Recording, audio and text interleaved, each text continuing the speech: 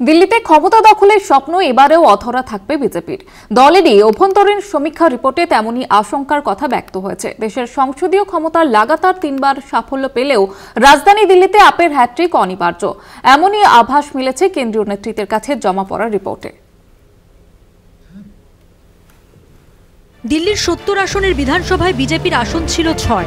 পরপর দুবার বিধানসভা ভোটে আম আদমি পার্টির একচ্ছত্র আধিপত্যের মোকাবিলায় প্রধানমন্ত্রী নরেন্দ্র মোদী, স্বরাষ্ট্রমন্ত্রী অমিত শাহকে নামিয়ে আসন্ন ভোটে বাজিমাত করতে চেয়েছিল বিজেপি। আগামী 5ই ফেব্রুয়ারি ভোট গ্রহণ হতে চলেছে রাজধানীতে।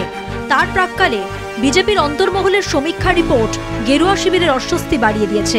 সোমবার বিজেপির সভাপতি জেপি নাড্ডা, অমিত শাহ প্রমুখ শীর্ষস্থানীয় নেতা বৈঠকে বসেছিলেন। যেসব আসন তাদের প্রাথমিক টার্গেটে ছিল তার মধ্যে কমপক্ষে 20টি আসনের জয় ঘোরতর অনিশ্চিত বলেই ওই বৈঠকের আলোচনায় উঠে এসেছে বলে দলীয় সূত্রের খবর। বিজেপির অভ্যন্তরীণ সমীক্ষার রিপোর্ট পর্যালোচনা করতেই বিধানসভা দখলের স্বপ্ন ধাক্কা খেয়েছে। গতবারের চাইতে বেশ কিছু আসন বাড়বে বিজেপি, কিন্তু ক্ষমতার ধারে কাছেও তারা পৌঁছতে পারবে না বলে ওই সমীক্ষায় ইঙ্গিত মিলেছে বলে জানা যায়।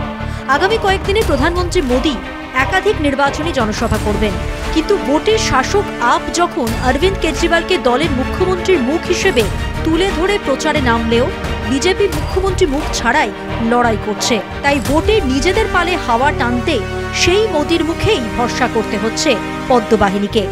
বিজেপি ক্ষমতায় এলে বিনামূল্যে বিদ্যুৎ, জল পরিষেবা, মহিলাদের বিনা ভাড়ায় বাস পরিবহনের মতো সুবিধে বন্ধ করে দেবে। আপের তরফে এই প্রচারের মোকাবিলায় হিমশিম খেতে হচ্ছে বিজেপিকে।